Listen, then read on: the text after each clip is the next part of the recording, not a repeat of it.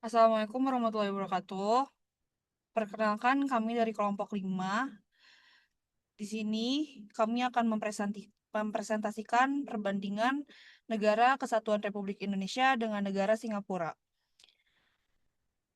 Yang terdiri dari anggota saya sendiri, Radisana Nura. Dan ada saya, Safir Alexi.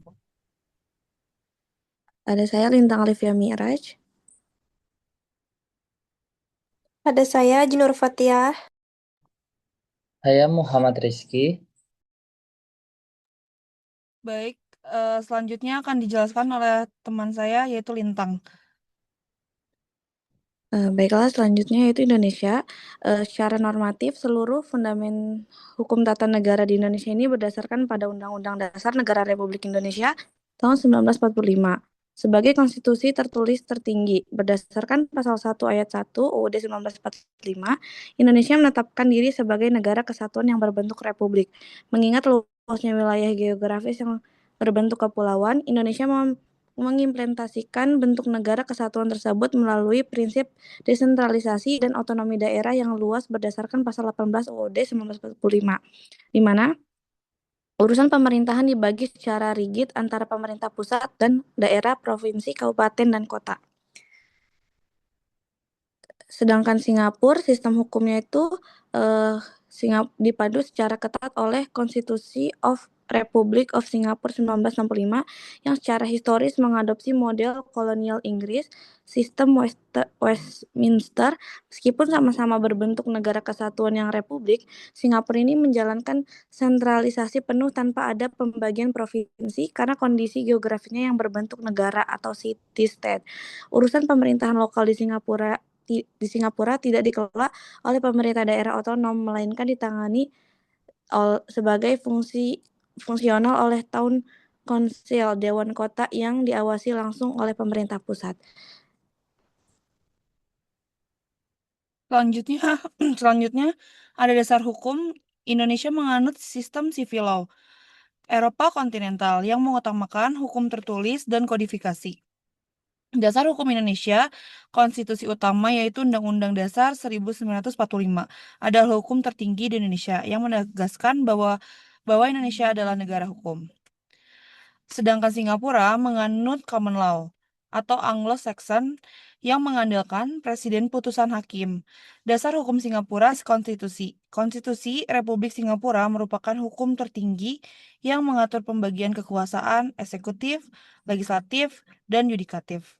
Sumber hukum terdiri dari hukum tertulis, yaitu statutory law, dan hukum kebiasaan atau putusan pengadilan terdahulu, case law, atau doctrine of stare decisis.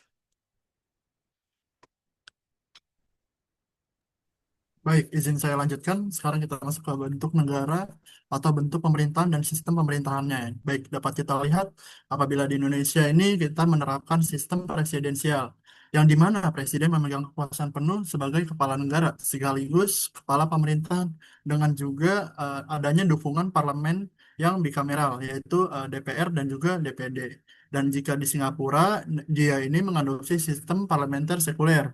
Nah, dengan parlemen unicameral ini, di mana presiden hanya berfungsi sebagai kepala negara seremonial dan juga roda pemerintahan ini sepenuhnya dijalankan oleh seorang perdana menteri gitu.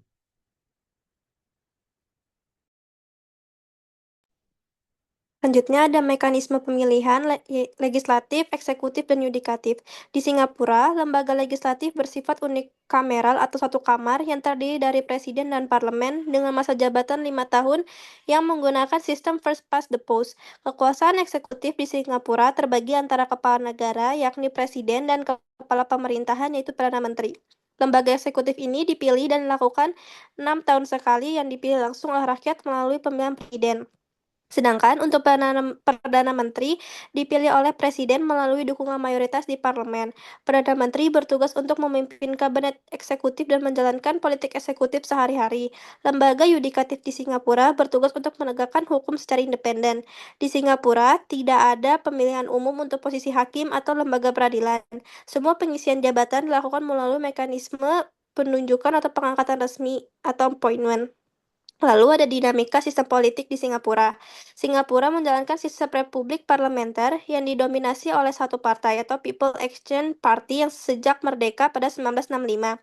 Legitimasi PAP bertumpu pada keberhasilan ekonomi yang luar biasa, mengubah negara kecil tanpa sumber daya alam menjadi salah satu pusat keuangan terkaya di dunia. Secara struktural, sistem elektoral Singapura dirancang sedemikian rupa sehingga menguntungkan partai berkuasa. Mekanisme Group Representation Constituency atau GRC dan penataan batas dapil menyulitkan partai oposisi untuk bersaing secara setara meski pemilu tetap digelar secara reguler. Kebebasan pers dan sipil di Singapura tergolong terbatas. Pemerintah memiliki kendali kuat atas media dan undang-undang seperti POFMA memberi kewenangan luas untuk membatasi konten yang dianggap sebagai disinformasi yang kerap dikritik sebagai alat membungkam oposisi.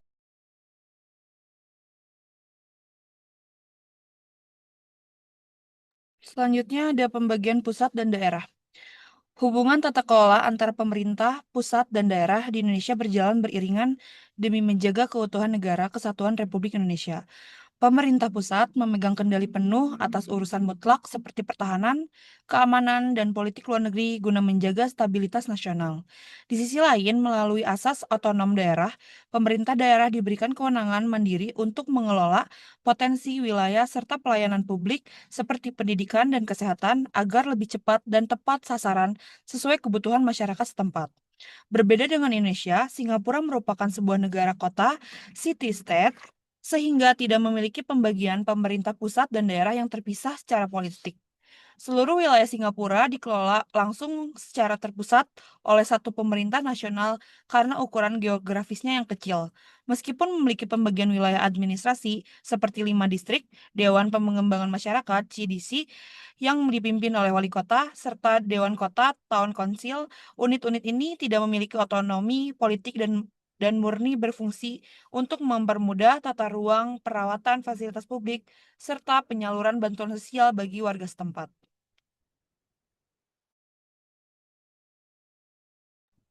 Selanjutnya, pemilihan kepala daerah.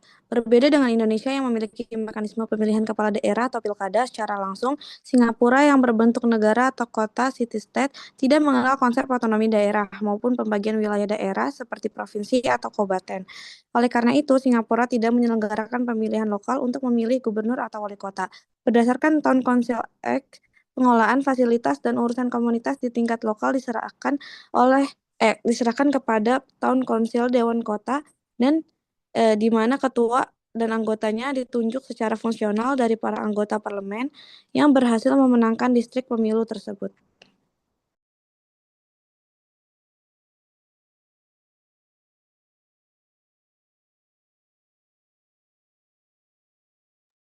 Baik, selanjutnya kita masuk ke perbandingannya. Jadi kalau kita lihat Indonesia ini memiliki keunggulannya yaitu yaitu demokrasinya lebih terbuka dan juga partisipatif. Dan juga pemilihan presiden dan kepala daerahnya juga secara langsung serta kebebasan pers dan juga ada kebebasan berpendapatnya juga dia lebih luas. Serta adanya sistem check dan balance antara lembaga negara ya. Dan juga otonomi daerah ini memperkuat aspirasi lokal kita.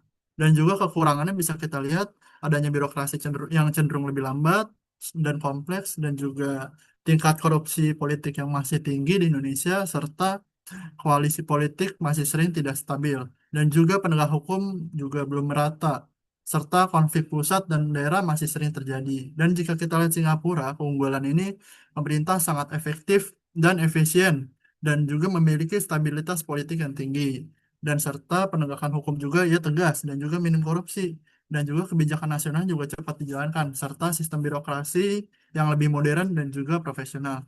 Tetapi dia ada kekurangannya juga yaitu dominasi satu partai politik yang sangat kuat dan juga kebebasan sipil dan oposisi juga dia lebih terbatas serta dia lebih sentralisasi kekuasaannya dan juga terlalu dominan dan juga ruang kritik terhadap pemerintah ini relatif lebih sempit teman-teman dan juga partisipasi politik ini eh, lebih terbatas. Kemudian kita sampai di pembahasan terakhir yaitu kesimpulan. Berdasarkan pembahasan yang telah diuraikan oleh teman-teman sekalian, dapat disimpulkan bahwa sistem hukum tata negara Singapura memiliki karakteristik yang unik dan berbeda dibandingkan dengan Indonesia. Singapura menganut sistem pemerintahan republik parlementer dengan bentuk negara kesatuan yang sangat terpusat. Stabilitas politik di Singapura didukung oleh dominasi People Action Party atau PAP, sistem parlemen unikameral, serta penerapan sebagai berbagai instrumen hukum yang dirancang untuk menjaga stabilitas nasional dan efisiensi pemerintahan. Selain itu, Singapura juga dikenal memiliki sistem peradilan yang efisien, penegakan hukum yang tegas, sistem tata kelola negara yang mampu mendorong kemajuan ekonomi secara signifikan. Namun, di balik keberhasilannya tersebut, Singapura juga menghadapi berbagai kritik terkait pembatasan kebebasan sipil, dominasi eksekutif, serta isu hak asasi manusia yang masih terjadi perhatian internasional. Kemudian pembahasan selanjutnya adalah Indonesia setelah reformasi menerapkan sistem presidensial dengan mekanisme pemisahan kekuasaan yang lebih tegas, serta sistem multipartai yang lebih demokratis dan kompetitif. Indonesia juga memberikan ruang yang luas terhadap kebebasan politik, otonomi daerah, serta perlindungan hak asasi manusia melalui berbagai instrumen konstitusional. Akan tetapi, sistem tersebut juga menimbulkan tantangan seperti lemahnya efektivitas pemerintahan akibat koalisi politik, korupsi, serta lambatnya proses penegakan hukum. Oleh karena itu, perbandingan antara Singapura dan Indonesia menunjukkan bahwa setiap negara memiliki pendekatan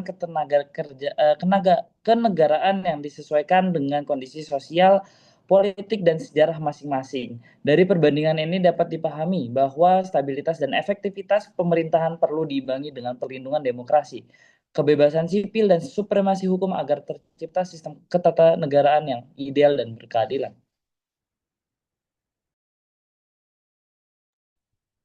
Itu saja yang dapat kelompok kami sampaikan. Terima kasih atas perhatiannya. Mohon maaf bila ada kesalahan. Wassalamualaikum warahmatullahi wabarakatuh. Terima kasih.